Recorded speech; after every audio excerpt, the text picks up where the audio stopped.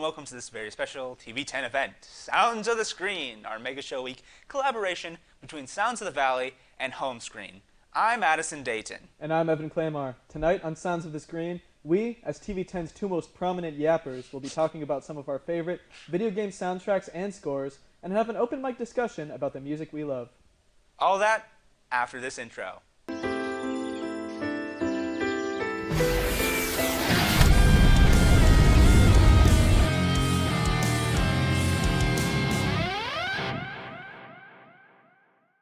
Welcome back, everyone. To open this up, I'd like to take a minute to talk about some of my own favorites. But first, I wanted to distinguish what I see as the difference between a score and a soundtrack. See, especially because video games are an interactive medium, right? The music is meant to complement an experience that you're having. And different experiences take us in different ways. For example, a game like Minecraft, for example, has a very ambient score that's meant to fall back into the background with its, soft synths. Yes. And kind of, easy to listen to melodies. Whereas something like Shadow of the Colossus, for example, is not really marked by ambience. It's sweeping, it's orchestral, it's dramatic. That's the operating word. Yeah, there. Very dramatic. And so I do like to see, basically the best way that a game can illustrate its atmosphere is with that score in the background. And some of them even do this in the way of a diegetic soundtrack, which is, the music exists within the game world. I'm sure you will be talking about Alan Wake 2. The Old Gods of Asgard is a great example of that. Spoilers. Well, I just know you, though. That's the problem. Last week, I sat in that camera chair and I watched you talk about Alan Wake for 20 minutes. Yeah. But another example of that might be the radio in the Grand Theft Auto series, or Fallout, or BioShock. They're meant to almost turn the games into period pieces. They illustrate the atmosphere and kind of establish the moment and the setting that it's supposed to take place in. Especially, with BioShock and Fallout, you can get some nice contrast with, the atmosphere that's drawing and then the gameplay that you're playing. But with that said, I did want to talk about some of my favorites.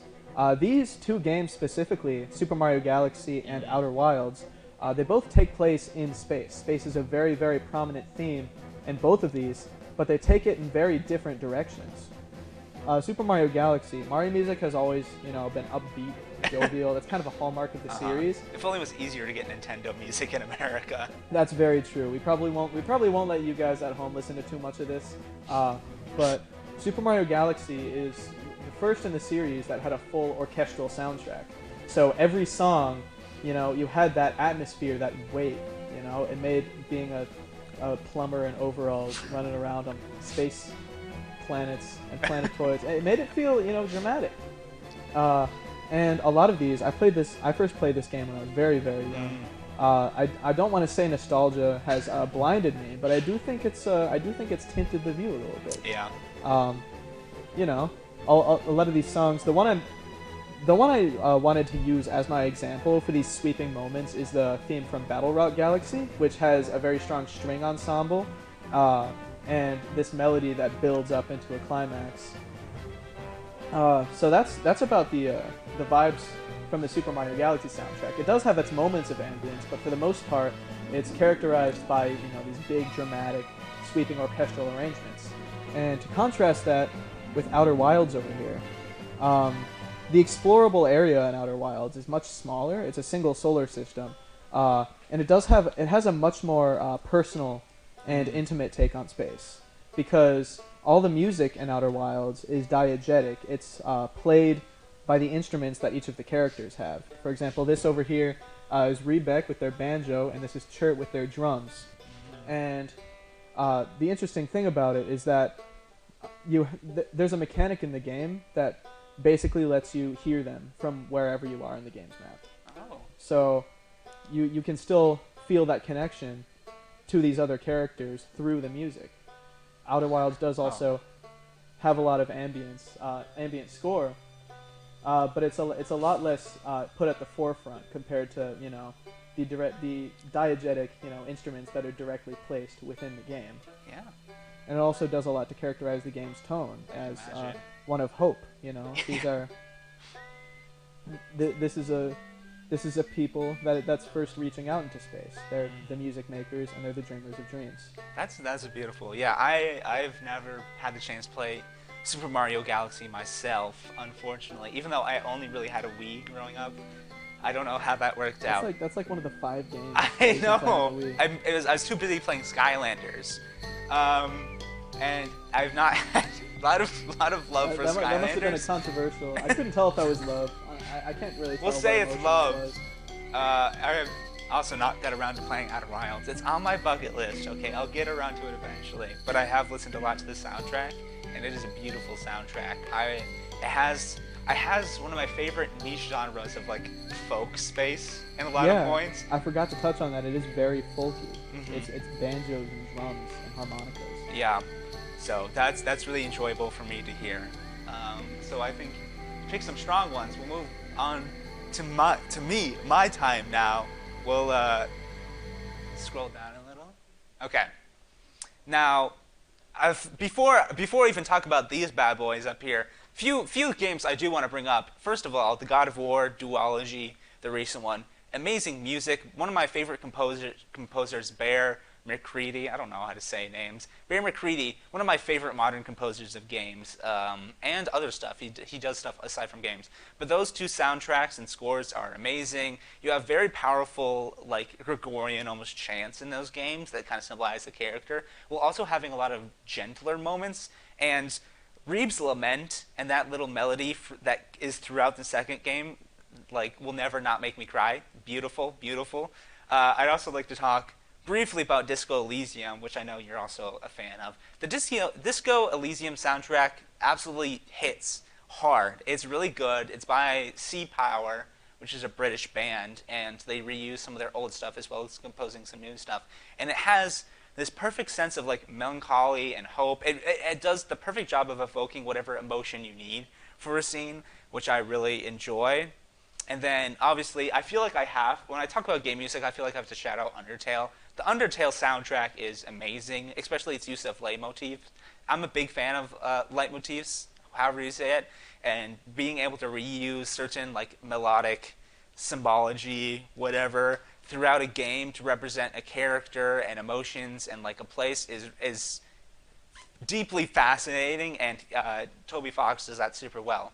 Yeah, now, if you allow me to jump in here, please I do very much agree with your take on leitmotifs. I love them. They're an amazing way to connect the game's score and the music and the stuff that's added onto the experience. It's a way that ties it in to the plot and the characters and the kind of the bulk of the experience. That's so it's true. It's a great way for the art and the science of it to interact. Yeah, especially when like you do an inversion of leitmotif or you put it in a minor or major key to symbolize change. You love to see that. It's always amazing when it happens. It's such a cheap technique, but it doesn't it stop works. it from hitting. It's not cheap if it works. That's what I'll say. Now to talk about the games, I actually wanted to talk about. First off, I'll talk a little bit about Octopath Traveler, composed by Yasunori Nishika. I looked up pronunciation. Yasunori Nishika. There's a few specific tracks I want to point out, but just in general, this is like peak fantasy music, I think. I've read a few interviews with him, and a lot of what he did is he took a lot of what old and standards from JRPGs and introduced some new aspects. There's a lot of like bass guitar and electric guitar in a lot of these songs, especially in some points I'll get to later, which I think really adds a lot of depth and like newness to the more classical like woodwinds and flutes and that kind of deal. The specific songs I'd like to talk about is first of all the main theme. The main theme is amazing. It has this amazing motif that you'll probably be hearing at some point around here. It follows throughout the story. You can hear it kind of in a lot of different areas and zones, and so you kind of just get that homey leitmotif, like I brought up earlier. You get that homey leitmotif throughout, which is really cool. And then I also want to specifically shout out Battle 2. One of the songs just titled Battle 2. It's the second type of battle music you hear, and it absolutely rips. It's amazing. There's a great fiddle. It's very fiddle driven, and it does the thing I love where it doesn't make violins play on their highest string. I hate high string violins. I hate high pitched violins. Give me that rich beady sound on that fiddle, and I love that. And Battle 2 has this great like fiddle throughout it, especially like in the middle of it. It kind of has a solo going throughout, which I really love. To talk some more about that soundtrack is there's a mechanic in the game where you can like break an enemy's shield and you can boost yourself and do more damage. And the music there actually changes in those specific instances to kind of symbolize the kind of, you know, we talk about how like there's an interaction between the score and the gameplay. The music changes to symbolize you gaining upper hand, and that's usually when they introduce more almost electronic elements, a lot more electric guitar and a lot more electric like bass, and it's just beautiful whenever it comes in. I definitely, he also composed the soundtrack for Octopath Traveler 2, so I definitely recommend that as well as Octopath 1 and 2, which is really great. Now to talk about my second boy out here, I feel like maybe people are getting tired of me talking about Alan Wake 2, but when it stops being good, I'll stop talking about it. Ever thought about that fact? You losers? It's kind of in its final state. I don't think it's gonna get. It's getting DLC, so it will come back. Okay. I definitely next season of Homescreen, we'll definitely probably hear about Alan Wake 2 DLC. So get ready for more of that kind of content. To specifically talk about Alan Wake 2, it's composed by Piotr Alenko. There's a lot of stuff I really want to shout out. Obviously, it's kind of been made somewhat famous for Herald to Darkness, which I'll get more into later, that musical sequence. But the first, like the score itself of the game is really good and decent, and like it's really strong. It has a lot of those kind of softer, more ambient horror because it's a survival horror game. Right. It kind of has a lot of that ambience that you brought up that kind of stays more on the back end. That like it doesn't seem as impressive when you first listen to it because it's in the behind. There's no like stretching orchestral moments, but when you're playing through it, you realize how much that actually adds to the game. The tension of strings, and I know they use they do the thing where you play on saws and stuff for some of the music, which is always really cool, I find. But as score, I'd like to specifically shout out is the score they play during the first scene, like the opening monologue that Alan gives. It is so like beautifully melancholic and emotional and ominous, but as you listen to it the second time through, when you're doing what will eventually, not to spoil it, but I'm going to spoil it, what is eventually the successful attempt at a loop, it without even changing, it has this almost hopeful quality that you miss on the first time through, which is just beautiful. And I really am waiting for them to release the soundtrack because I really want to listen to that, specifically that score. So please do soon. To shout out a few more songs from this game, everything the Old Gods of Asgard do is amazing. It's the fictional like rock band in there that they have some, honestly, I listen to their songs unironically. They're probably got very popular for Herald of Darkness, the musical sequence in that game where you play through like a 20-minute musical of Alan's life, which is really cool. The music kind of extends and changes as you move throughout the scene. And it really, what they do really well is they do a good job of weaving the story and the point of the song. Because a lot of the time the songs are plot devices. They do a good job of like weaving it into the music and not having it be weird, and also kind of having not like a folksy in terms of music quality, but like folk tale almost in terms of how they're telling a story, which I find really powerful. So that's the Old Gods of Asgard. And to quickly shout out one more thing before I, get out of here, which is a while. I don't know why I said that. There's a character in the game called Adi, who's like a Finnish sea god. It's not relevant. Alan Wake's weird like that. And he sings one song in Control, but he sings a song called Joten Jo, in a song that absolutely rips. It's a great like Finnish emotional sad ballad that also like is relevant to the story that you should listen to if you have the chance. It's really good. I know you said you played Control, or you listened to some of Control. Are you familiar with this? I haven't. I don't really have any modern consoles, so there's not much that I could use to play Control. I'm familiar with some of the soundtrack, mostly just the score that kind of backs the expedition that you take through the oldest house. Yeah. It definitely builds that suspense. Well, you should definitely check out Adi's music because it's really, and the actor who plays him is like not like a singer by trade, but he knows how to sing. Well, that's all I had to talk about for my thing. Well, with that then, we will transition to the open mic segment of this right after this. But first, don't touch that dial. That's my part. Go ahead. We will be right back after this important breaking news. Breaking news! Eau Claire man found in possession of 10,000 grams of caffeine hidden in an unlikely space. After a full SWAT team raided Addison Dayton's, also known as on the streets by his alias Mr. Slay Dayton's residency earlier this week, they saw an unusual sight. That's correct, an entire one-half of a Sweets Double-Double was being used as a cooking lab for peppermint mocha creamer. Mr. Slay Dayton was infusing this benign creamer with an extreme amount of caffeine. But the strangest part of the story comes in the use of this highly caffeinated concoction. That's right, he wasn't selling it, he wasn't handing it away, he wasn't even exporting it through the tower's post office. No, what he was doing with it was so much worse. This Eau Claire man was cooking this unholy concoction for himself.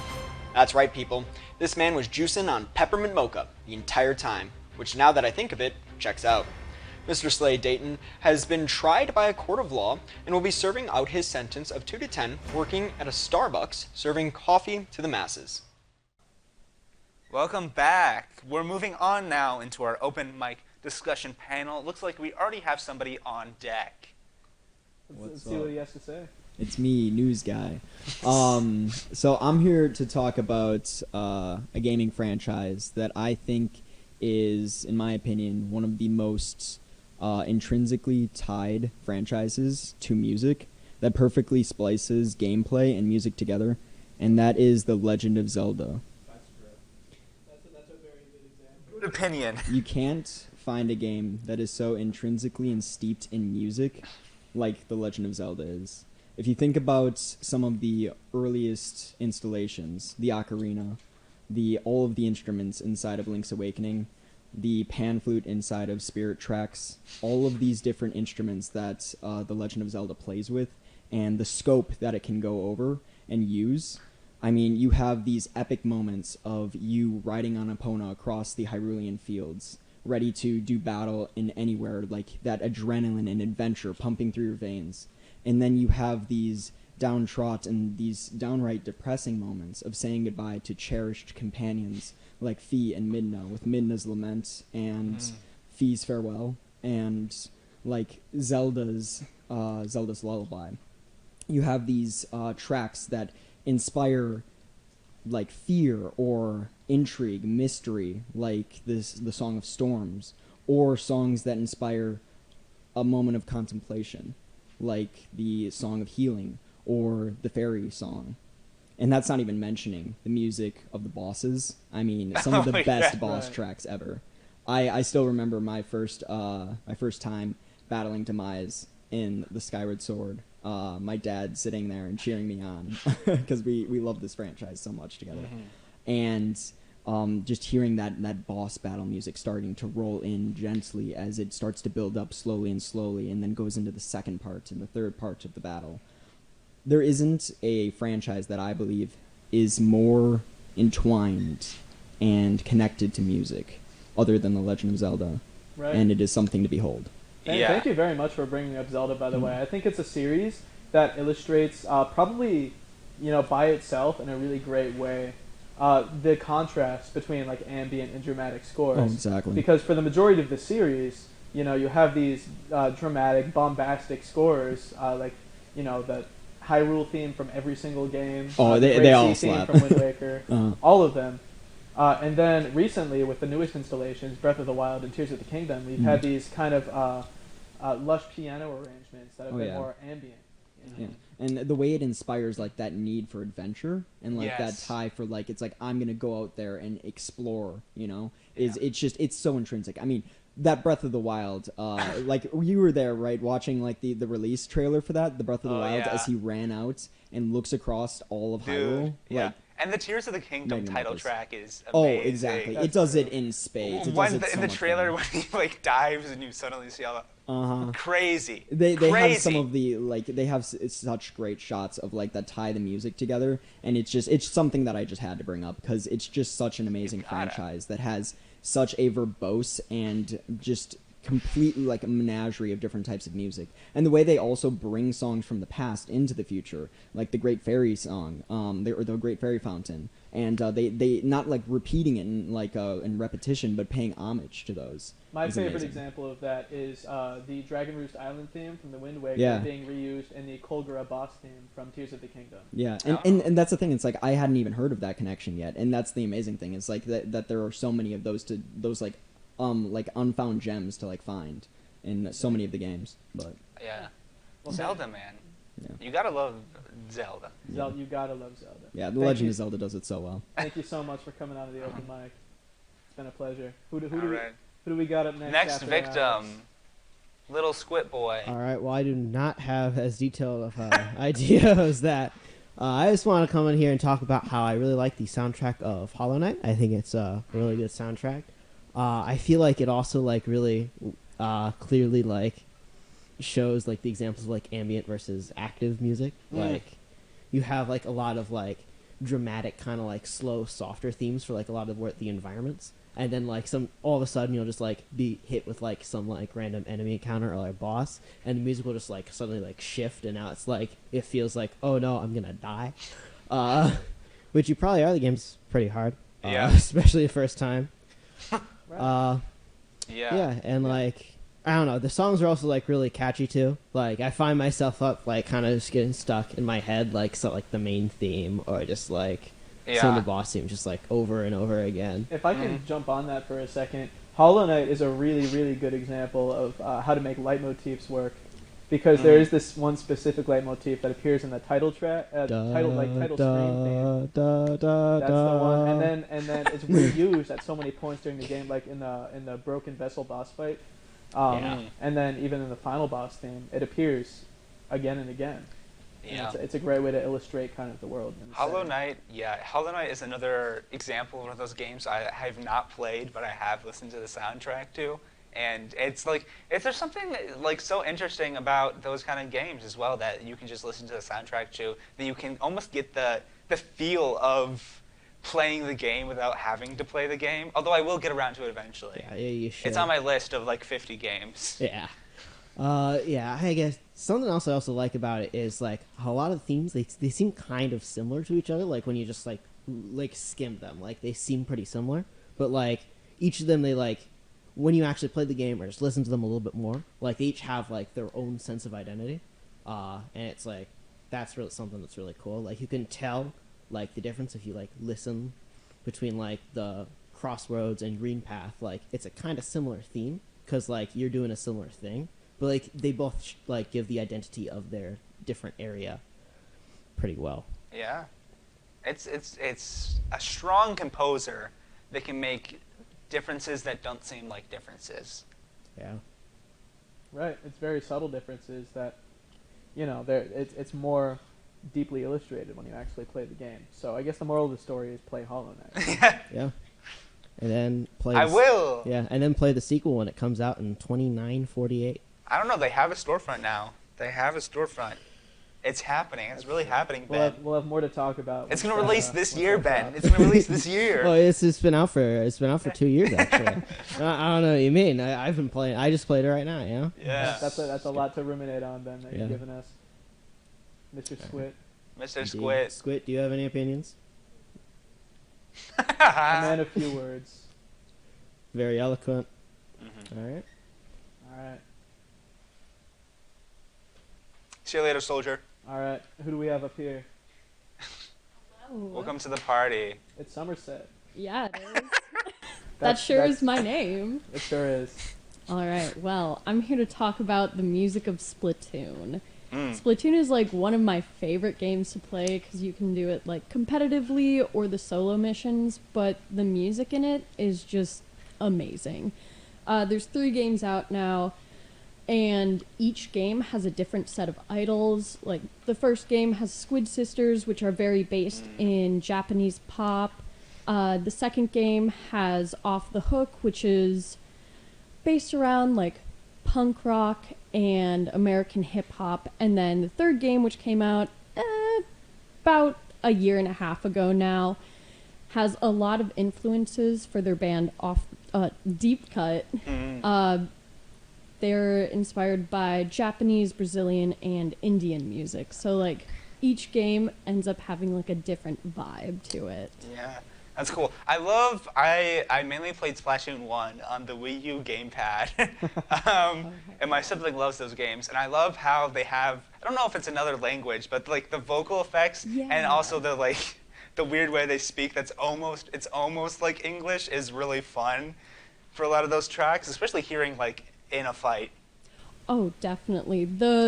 It's funny that you mention it sounding kind of like a language because they have actual voice actors for each of like the main idols, and like the music directors write down kind of gibberish lyrics for them to sing, and then of course they like overlay it with a bunch of different effects.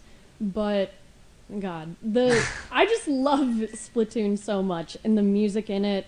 Like, one of the main songs that they've had in every single game, Calamari Incantation, that one's kind of like a core song that they say is like literally written into the DNA of like the Inklings and Octolings.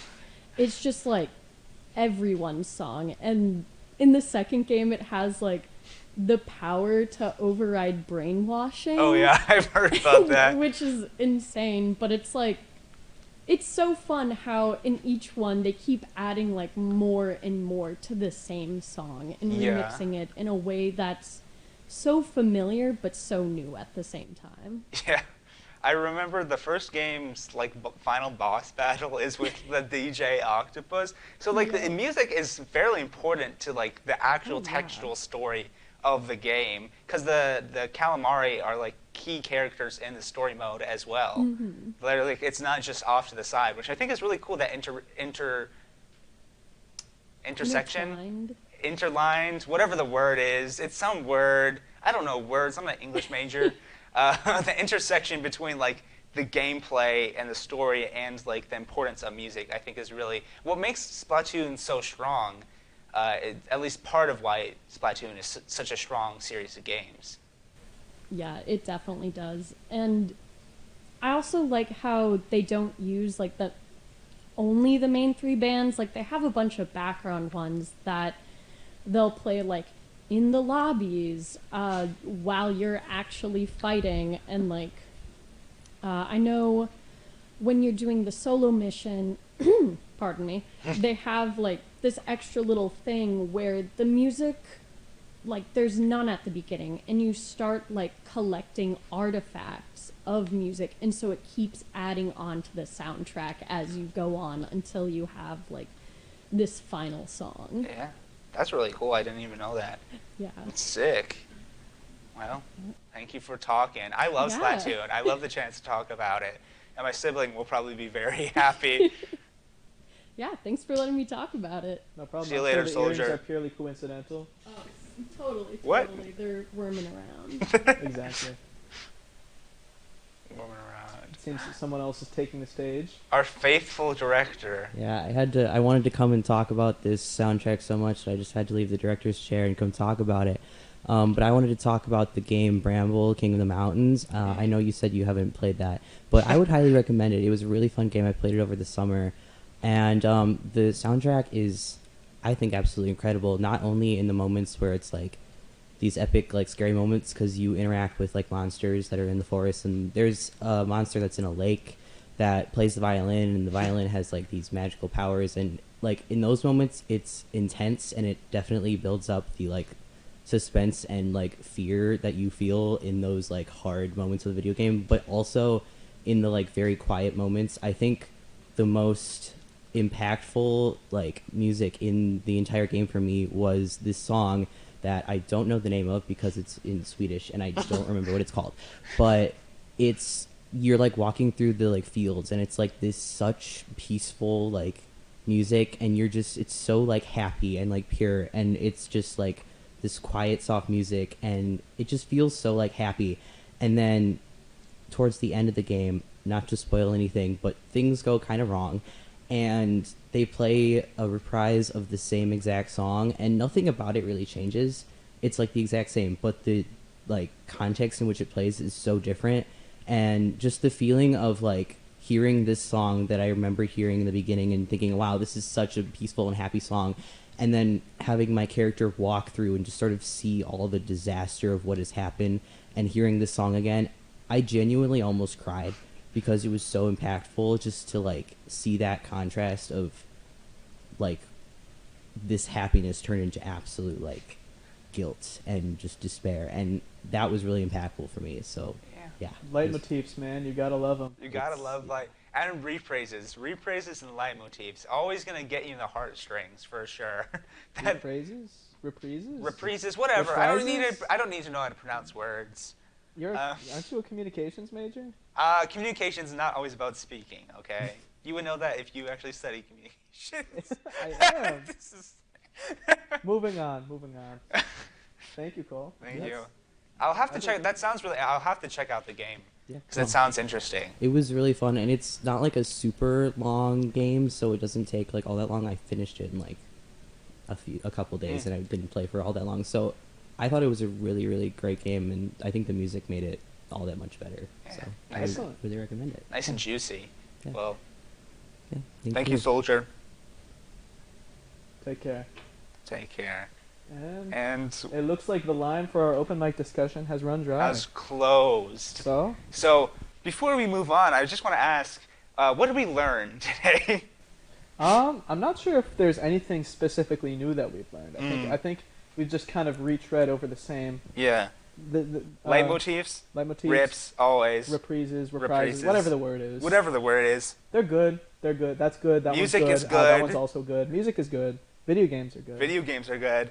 Video games and music are good. TV10 is good. Homescreen and Sounds of the Valley also Are both good. awesome. Real artists and good, which is why you shouldn't support AI. That's my. I have to do that for the government. I have to do PSAs on here. For the government. The government. The government. The government. Well, anyway, we are getting word that there's more breaking news to come. So stay tuned, and we'll be right back after that hits you. We'll interrupt this program with some breaking news. This afternoon, students hoping to attend Bark Break on the UWEC campus were shocked to find no dogs present at all.